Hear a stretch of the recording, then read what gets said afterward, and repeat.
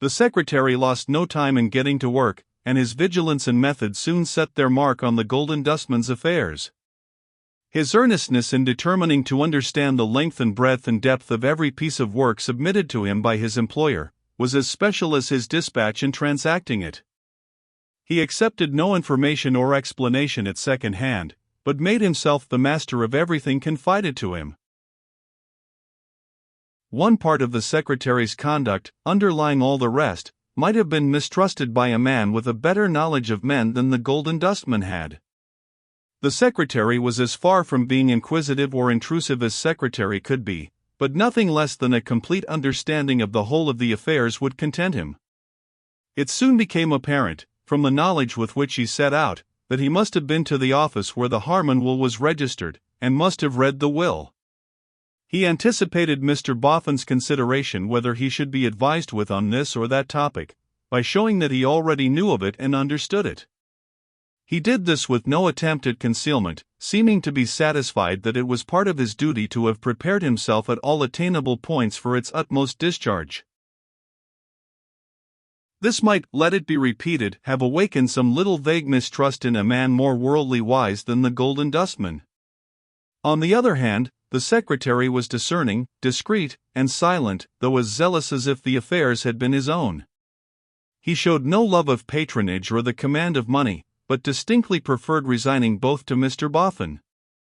If, in his limited sphere, he sought power, it was the power of knowledge, the power derivable from a perfect comprehension of his business. As on the secretary's face there was a nameless cloud, so on his manner there was a shadow equally indefinable.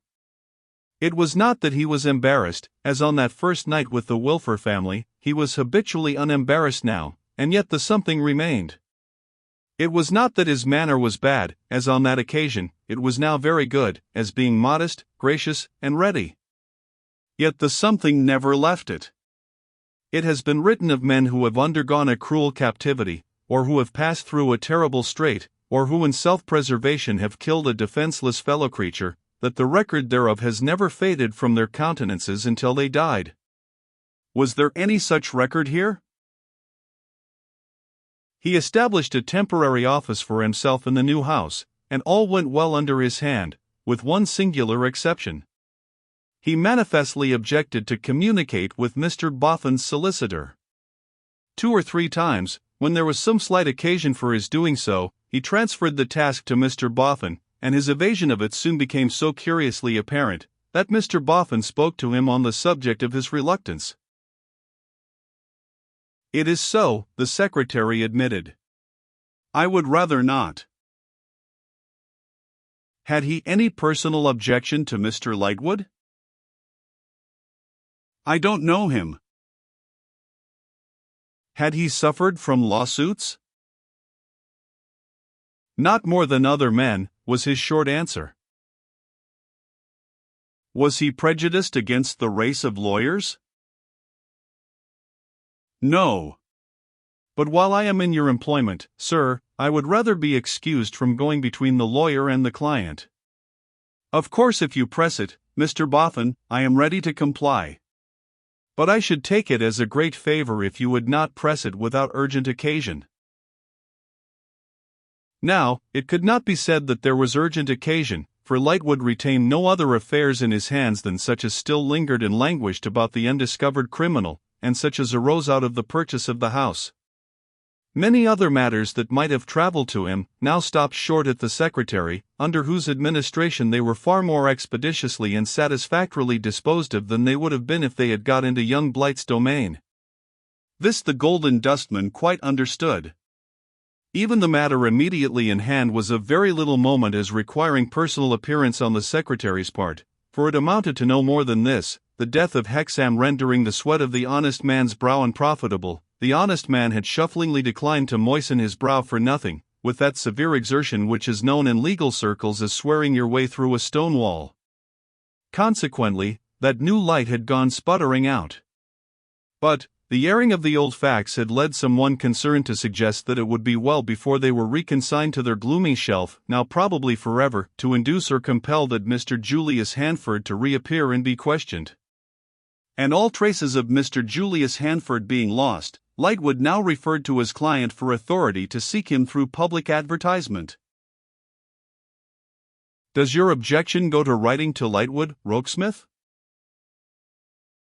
Not in the least, sir. Then perhaps you'll write him a line, and say he is free to do what he likes. I don't think it promises. I don't think it promises, said the secretary. Still, he may do what he likes. I will write immediately. Let me thank you for so considerately yielding to my disinclination. It may seem less unreasonable if I avow to you that although I don't know Mr. Lightwood, I have a disagreeable association connected with him. It is not his fault, he is not at all to blame for it, and does not even know my name. Mr. Boffin dismissed the matter with a nod or two. The letter was written, and next day Mr. Julius Handford was advertised for. He was requested to place himself in communication with Mr. Mortimer Lightwood, as a possible means of furthering the ends of justice, and a reward was offered to anyone acquainted with his whereabout who would communicate the same to the said Mr. Mortimer Lightwood at his office in the Temple. Every day for 6 weeks this advertisement appeared at the head of all the newspapers, and every day for 6 weeks the secretary, when he saw it, said to himself, in the tone in which he had said to his employer, "I don't think it promises." Among his first occupations the pursuit of that orphan wanted by Mrs. Boffin held a conspicuous place. From the earliest moment of his engagement he showed a particular desire to please her, and, knowing her to have this object at heart, he followed it up with unwearying alacrity and interest. Mr. and Mrs. Milvey had found their search a difficult one. Either an eligible orphan was of the wrong sex, which almost always happened, or was too old, or too young, or too sickly, or too dirty, or too much accustomed to the streets, or too likely to run away, or it was found impossible to complete the philanthropic transaction without buying the orphan. For, the instant it became known that anybody wanted the orphan, up started some affectionate relative of the orphan who put a price upon the orphan's head. The suddenness of an orphan's rise in the market was not to be paralleled by the maddest records of the stock exchange. He would be at 5,000% discount out at Nurse making a mud pie at 9 in the morning, and, being inquired for, would go up to 5,000% premium before noon. The market was rigged in various artful ways. Counterfeit stock got into circulation. Parents boldly represented themselves as dead, and brought their orphans with them. Genuine orphan stock was surreptitiously withdrawn from the market. It being announced, by emissaries posted for the purpose, that Mr. and Mrs. Milvey were coming down the court, orphan scrip would be instantly concealed, and production refused, save on a condition usually stated by the brokers as a gallon of beer. Likewise, fluctuations of a wild and South Sea nature were occasioned, by orphan holders keeping back, and then rushing into the market a dozen together. But, the uniform principle at the root of all these various operations was bargain and sale, and that principle could not be recognized by Mr. and Mrs. Milvey. At length, tidings were received by the Reverend Frank of a charming orphan to be found at Brentford. One of the deceased parents, late his parishioners, had a poor widowed grandmother in that agreeable town, and she, Mrs. Betty Higdon, had carried off the orphan with maternal care, but could not afford to keep him. The secretary proposed to Mrs. Boffin either to go down himself and take a preliminary survey of this orphan, or to drive her down, that she might at once form her own opinion. Mrs. Boffin preferring the latter course, they set off one morning in a hired phaeton, conveying the hammer-headed young man behind them. The abode of Mrs. Betty Higdon was not easy to find, lying in such complicated back settlements of muddy Brentford that they left their equipage at the sign of the Three Magpies, and went in search of it on foot. After many inquiries and defeats, there was pointed out to them in a lane, a very small cottage residence, with a board across the open doorway, hooked onto which board by the armpits was a young gentleman of tender years, angling for mud with a headless wooden horse and line. In this young sportsman, distinguished by a crisply curling auburn head and a bluff countenance, the secretary descried the orphan. It unfortunately happened as they quickened their pace, that the orphan, lost to considerations of personal safety in the ardor of the moment, overbalanced himself and toppled into the street. Being an orphan of a chubby conformation, he then took to rolling, and had rolled into the gutter before they could come up. From the gutter he was rescued by John Rokesmith, and thus the first meeting with Mrs. Higden was inaugurated by the awkward circumstance of their being in possession, one would say at first sight unlawful possession, of the orphan, upside down and purple in the countenance. The board across the doorway too, acting as a trap equally for the feet of Mrs. Higden coming out, and the feet of Mrs. Boffin and John Rokesmith going in, greatly increased the difficulty of the situation, to which the cries of the orphan imparted a lugubrious and inhuman character.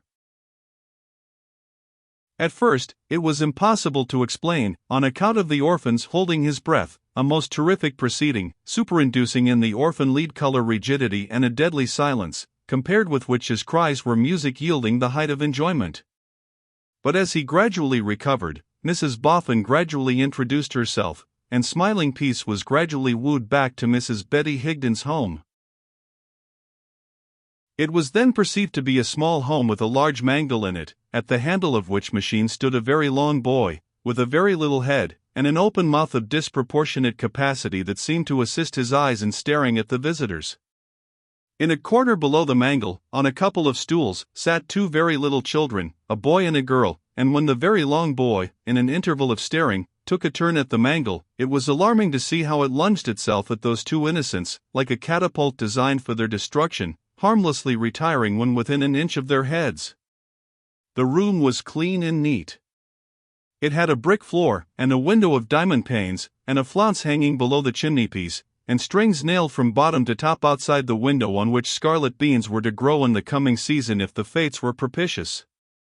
However propitious they might have been in the seasons that were gone, to Betty Higden in the matter of beans, they had not been very favorable in the matter of coins, for it was easy to see that she was poor. She was one of those old women, was Mrs. Betty Higden, who by dint of an indomitable purpose and a strong constitution fight out many years, though each year has come with its new knockdown blows fresh to the fight against her, wearied by it, an active old woman, with a bright dark eye and a resolute face, yet quite a tender creature too, not a logically reasoning woman, but God is good, and hearts may count in heaven as high as heads. Yes, sure, said she, when the business was opened, Mrs. Milvey had the kindness to write to me, ma'am, and I got Sloppy to read it. It was a pretty letter. But she's an affable lady. The visitors glanced at the long boy, who seemed to indicate by a broader stare of his mouth and eyes that in him Sloppy stood confessed. For I ain't, you must know, said Betty, much of a hand at reading writing hand, though I can read my Bible in most print. And I do love a newspaper. You mightn't think it, but Sloppy is a beautiful reader of a newspaper. He do the police in different voices. The visitors again considered it a point of politeness to look at Sloppy, who, looking at them, suddenly threw back his head, extended his mouth to its utmost width, and laughed loud and long. At this the two innocents, with their brains in that apparent danger, laughed, and Mrs. Higden laughed, and the orphan laughed, and then the visitors laughed. Which was more cheerful than intelligible. 0193M. Original. Then Sloppy, seeming to be seized with an industrious mania or fury, turned to at the mangle, and impelled it at the heads of the innocents with such a creaking and rumbling, that Mrs. Higden stopped him. The gentlefolks can't hear themselves speak, Sloppy. Bide a bit, bide a bit. Is that the dear child in your lap? Said Mrs. Boffin. Yes, ma'am, this is Johnny. Johnny, too, cried Mrs. Boffin, turning to the secretary, already Johnny. Only one of the two names left to give him. He's a pretty boy. With his chin tucked down in his shy childish manner, he was looking furtively at Mrs. Boffin out of his blue eyes, and reaching his fat dimpled hand up to the lips of the old woman, who was kissing it by times. Yes, ma'am, he's a pretty boy, he's a dear darling boy, he's the child of my own last left daughter's daughter. but she's gone the way of all the rest." "Those are not his brother and sister," said Mrs. Boffin. "Oh, dear no, ma'am. Those are Minders." "Minders," the secretary repeated. "Left to be minded, sir. I keep a minding school. I can take only 3, on account of the mangle. But I love children, and 4 pence a week is 4 pence. Come here, Toddles and Poddles." Toddles was the pet name of the boy, Poddles of the girl. At their little unsteady pace, they came across the floor, hand in hand, as if they were traversing an extremely difficult road intersected by brooks, and, when they had had their heads patted by Mrs. Betty Higden, made lunges at the orphan, dramatically representing an attempt to bear him, crowing, into captivity and slavery. All the 3 children enjoyed this to a delightful extent, and the sympathetic Sloppy again laughed long and loud. When it was discreet to stop the play, Betty Higden said, "Go to your seats, Toddles and Poddles," and they returned hand in hand across country, seeming to find the brooks rather swollen by late rains. "And Master or Mr. Sloppy," said the secretary, in doubt whether he was man, boy, or what. "A love child," returned Betty Higden, dropping her voice, "parents never known, found in the street. He was brought up in the," with a shiver of repugnance, "the house." "The poorhouse," said the secretary. Mrs. Higden set that resolute old face of hers, and darkly nodded yes. "You dislike the mention of it." "Dislike the mention of it," answered the old woman. "Kill me sooner than take me there. Throw this pretty child under cart-horses' feet and a loaded wagon, sooner than take him there. Come to us and find us all a-dying, and set a light to us all where we lie, and let us all blaze away with the house into a heap of cinders sooner than move a corpse of us there." A surprising spirit in this lonely woman after so many years of hard working and hard living, my lords and gentlemen and honorable boards. What is it that we call it in our grandiose speeches? British independence, rather perverted? Is that, or something like it, the ring of the cant? "Do I never read in the newspapers," said the dame, fondling the child, "God help me and the like of me, how the worn-out people that do come down to that, get driven from post to pillar and pillar to post, a purpose to tire them out? Do I never read how they are put off, how they are grudged, the shelter, or the doctor, or the drop of physic, or the bit of bread? Do I never read how they grow heartsick of it and give it up, after having let themselves drop so low, and how they after all die out for want of help? Then I say, I hope I can die as well as another, and I'll die without that disgrace." Absolutely impossible, my lords and gentlemen and honorable boards, by any stretch of legislative wisdom to set these perverse people right in their logic? "Jotty, my pretty," continued old Betty, caressing the child, and rather mourning over it than speaking to it, "your old Granny Betty is nigher 80 year than 70. She never begged nor had a penny of the Union money in all her life. She paid Scott and she paid lot when she had money to pay, she worked when she could, and she starved when she must.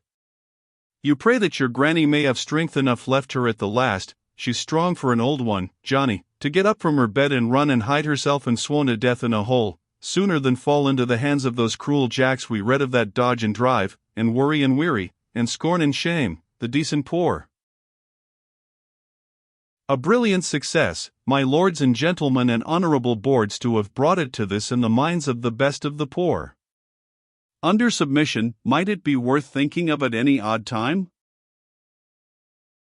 The fright and abhorrence that Mrs. Betty Higden smoothed out of her strong face as she ended this diversion, showed how seriously she had meant it.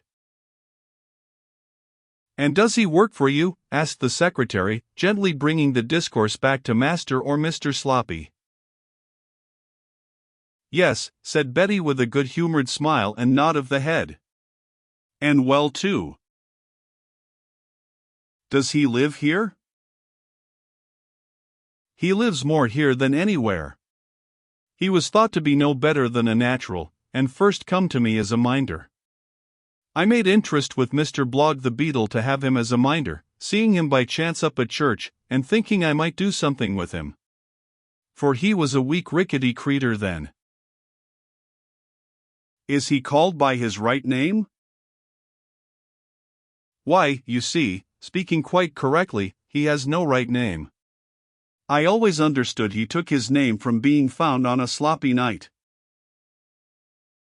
He seems an amiable fellow. Bless you, sir, there's not a bit of him, returned Betty, that's not amiable. So you may judge how amiable he is, by running your eye along his height. Of an ungainly make was sloppy. Too much of him longwise, too little of him broadwise, and too many sharp angles of him anglewise. One of those shambling male human creatures, born to be indiscreetly candid in the revelation of buttons, every button he had about him glaring at the public to a quite preternatural extent. A considerable capital of knee and elbow and wrist and ankle had sloppy, and he didn't know how to dispose of it to the best advantage, but was always investing it in wrong securities, and so getting himself into embarrassed circumstances. Full Private Number 1 in the awkward squad of the rank and file of life, was sloppy, and yet had his glimmering notions of standing true to the colors. And now, said Mrs. Boffin, concerning Johnny.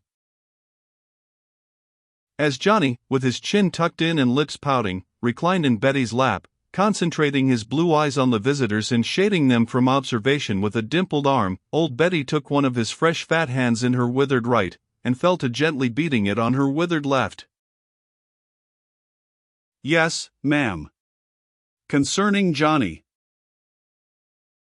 If you trust the dear child to me, said Mrs. Boffin, with a face inviting trust, he shall have the best of homes, the best of care, the best of education, the best of friends.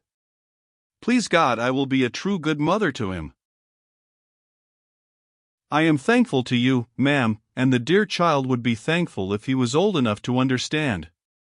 Still lightly beating the little hand upon her own. I wouldn't stand in the dear child's light, not if I had all my life before me instead of a very little of it. But I hope you won't take it ill that I cleave to the child closer than words can tell, for he's the last living thing left me. Take it ill, my dear soul? Is it likely? And you so tender of him as to bring him home here. I have seen, said Betty, still with that light beat upon her hard rough hand, so many of them on my lap. And they are all gone but this one. I am ashamed to seem so selfish, but I don't really mean it. It'll be the making of his fortune, and he'll be a gentleman when I am dead. I don't know what comes over me.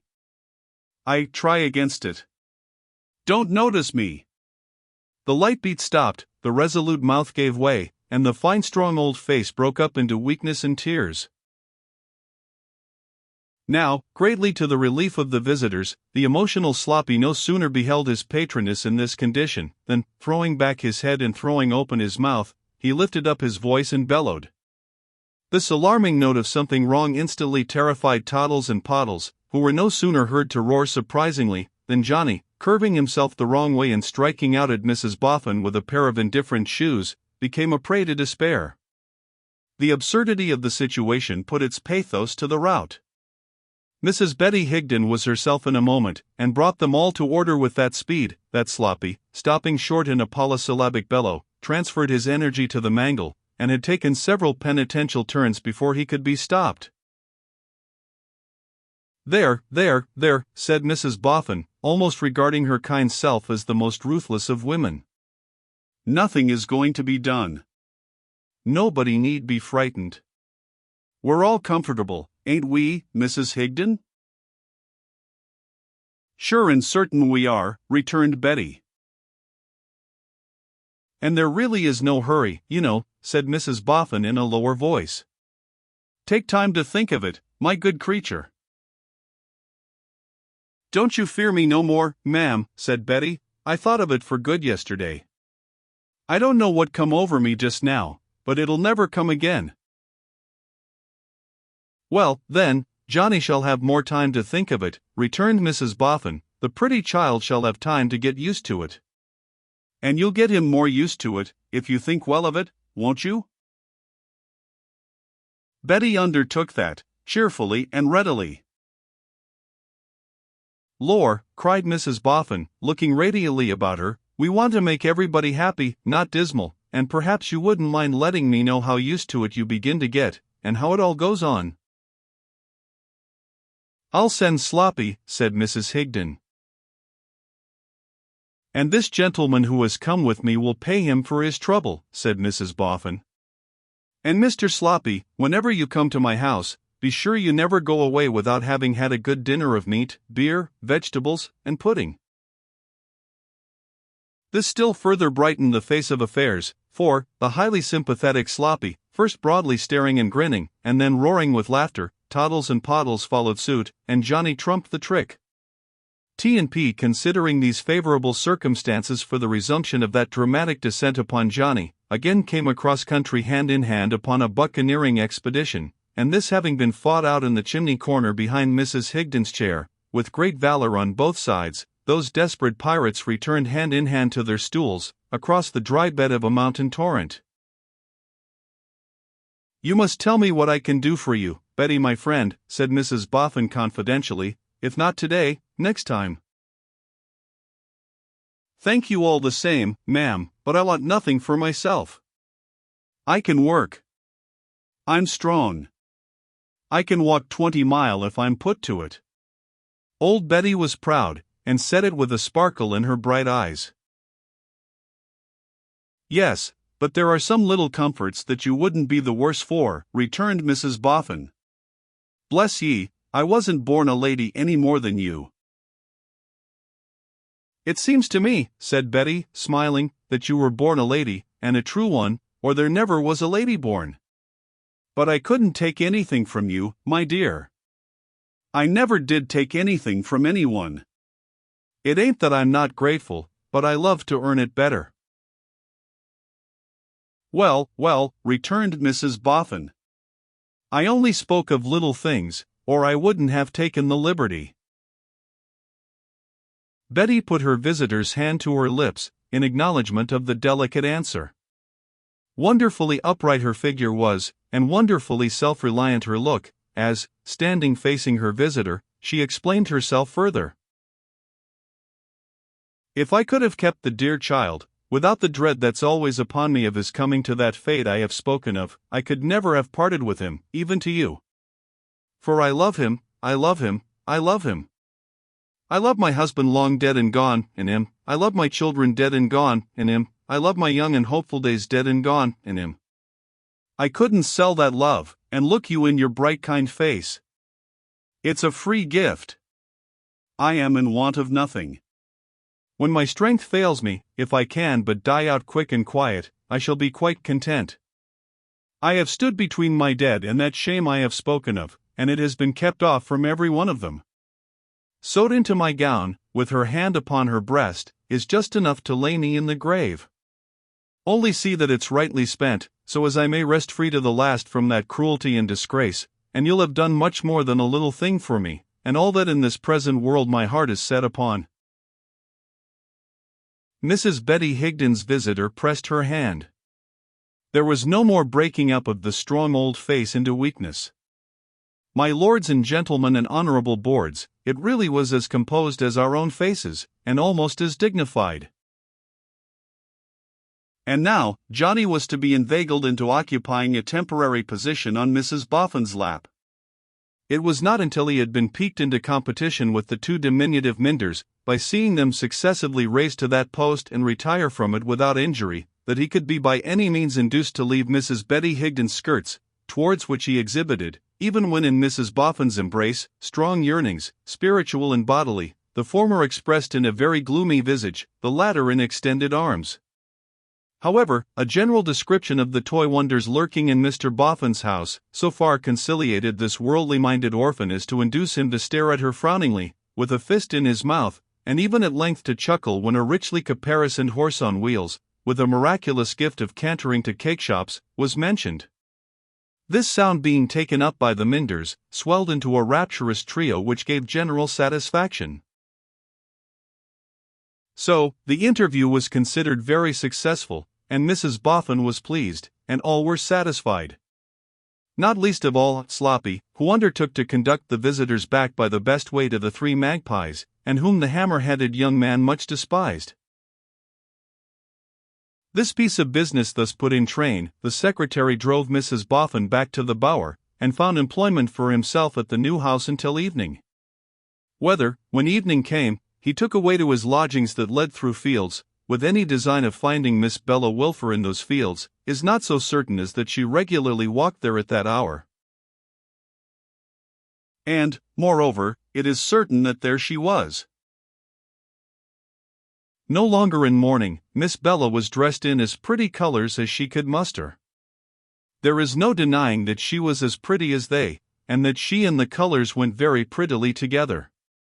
She was reading as she walked, and of course it is to be inferred, from her showing no knowledge of Mr. Rokesmith's approach, that she did not know he was approaching.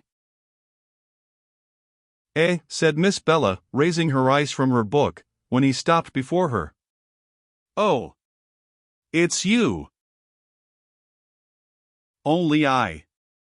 A fine evening." "Is it?" said Bella, looking coldly round. "I suppose it is, now you mention it. I have not been thinking of the evening." "So intent upon your book?" "Yes," replied Bella, with a drawl of indifference. "A love story, Miss Wilfer?"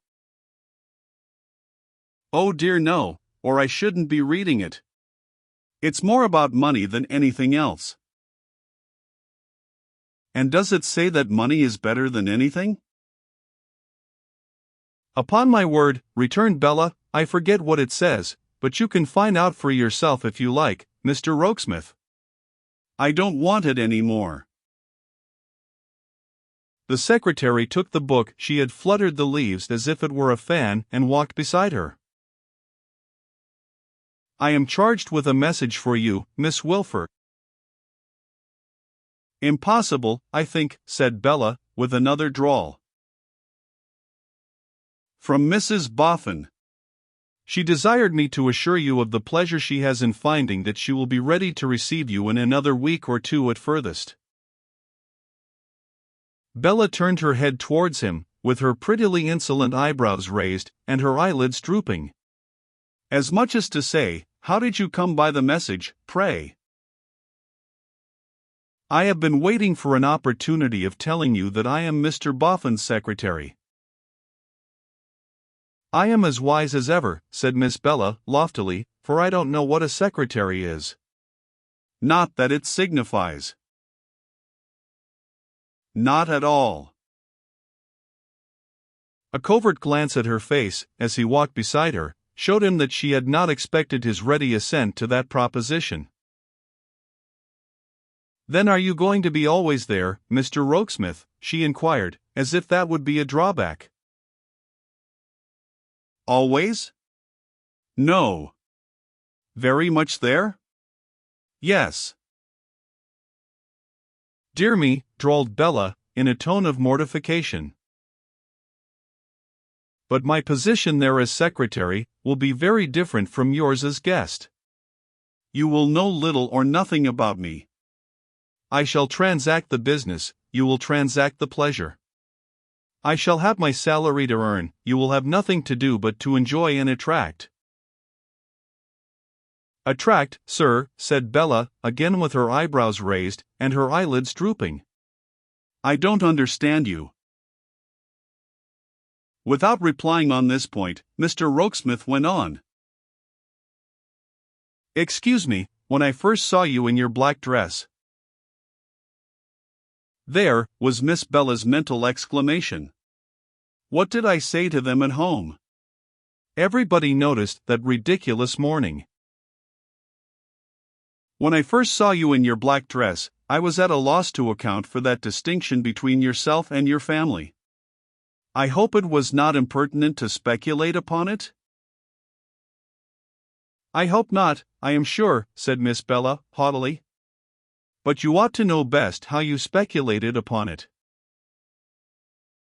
Mr. Rokesmith inclined his head in a deprecatory manner, and went on. "Since I have been entrusted with Mr. Boffin's affairs, I have necessarily come to understand the little mystery. I venture to remark that I feel persuaded that much of your loss may be repaired. I speak, of course, merely of wealth, Miss Wilfer. The loss of a perfect stranger, whose worth, or worthlessness, I cannot estimate, nor you either, is beside the question. But this excellent gentleman and lady are so full of simplicity, so full of generosity, so inclined towards you, and so desirous to, how shall I express it, to make amends for their good fortune, that you have only to respond." As he watched her with another covert look, he saw a certain ambitious triumph in her face which no assumed coldness could conceal. "As we have been brought under one roof by an accidental combination of circumstances, which oddly extends itself to the new relations before us, I have taken the liberty of saying these few words." "You don't consider them intrusive, I hope," said the secretary with deference. "Really, Mr. Rokesmith, I can't say what I consider them," returned the young lady. "They are perfectly new to me, and may be founded altogether on your own imagination." "You will see." These same fields were opposite the Wilfer premises. The discreet Mrs. Wilfer, now looking out of window and beholding her daughter in conference with her lodger, instantly tied up her head and came out for a casual walk. "I have been telling Miss Wilfer," said John Rokesmith, as the majestic lady came stalking up, "that I have become, by a curious chance, Mr. Boffin's secretary or man of business." "I have not," returned Mrs. Wilfer, waving her gloves in her chronic state of dignity and vague ill-usage, "the honor of any intimate acquaintance with Mr. Boffin, and it is not for me to congratulate that gentleman on the acquisition he has made." "A poor one enough," said Rokesmith. "Pardon me," returned Mrs. Wilfer, "the merits of Mr. Boffin may be highly distinguished, may be more distinguished than the countenance of Mrs. Boffin would imply, but it were the insanity of humility to deem him worthy of a better assistant." "You are very good." "I have also been telling Miss Wilfer that she is expected very shortly at the new residence in town." "Having tacitly consented," said Mrs. Wilfer, with a grand shrug of her shoulders and another wave of her gloves, "to my child's acceptance of the proffered attentions of Mrs. Boffin, I interpose no objection." Here Miss Bella offered the remonstrance, "Don't talk nonsense, Ma, please." "Peace," said Mrs. Wilfer. "No, Ma, I am not going to be made so absurd." Interposing objections. "I say," repeated Mrs. Wilfer, with a vast access of grandeur, "that I am not going to interpose objections. If Mrs. Boffin, to whose countenance no disciple of Lavater could possibly for a single moment subscribe, with a shiver, seeks to illuminate her new residence in town with the attractions of a child of mine, I am content that she should be favored by the company of a child of mine." "You used the word, ma'am, I have myself used," said Rokesmith, with a glance at Bella, "when you speak of Miss Wilfer's attractions there." "Pardon me," returned Mrs. Wilfer, with dreadful solemnity, "but I had not finished." "Pray excuse me." "I was about to say," pursued Mrs. Wilfer, who clearly had not had the faintest idea of saying anything more, "that when I use the term attractions, I do so with the qualification that I do not mean it in any way whatever." The excellent lady delivered this luminous elucidation of her views with an air of greatly obliging her hearers, and greatly distinguishing herself. Whereat Miss Bella laughed a scornful little laugh and said, "Quite enough about this, I am sure, on all sides. Have the goodness, Mr. Rokesmith, to give my love to Mrs. Boffin." "Pardon me," cried Mrs. Wilfer. "Compliments." "Love," repeated Bella, with a little stamp of her foot. No, said Mrs. Wilfer monotonously. Compliments. Say Miss Wilfer's love, and Mrs. Wilfer's compliments, the secretary proposed, as a compromise. And I shall be very glad to come when she is ready for me. The sooner, the better. One last word, Bella, said Mrs. Wilfer, before descending to the family apartment. I trust that as a child of mine you will ever be sensible that it will be graceful in you, when associating with Mr. and Mrs. Boffin upon equal terms, to remember that the secretary, Mr. Rokesmith, as your father's lodger, has a claim on your good word. The condescension with which Mrs. Wilfer delivered this proclamation of patronage was as wonderful as the swiftness with which the lodger had lost caste in the secretary. He smiled as the mother retired downstairs, but his face fell as the daughter followed. So insolent, so trivial, so capricious, so mercenary, so careless, so hard to touch, so hard to turn, he said, bitterly. And added as he went upstairs. And yet so pretty, so pretty. And added presently, as he walked to and fro in his room. And if she knew. She knew that he was shaking the house by his walking to and fro, and she declared it another of the miseries of being poor, that you couldn't get rid of a haunting secretary, stumping overhead in the dark, like a ghost.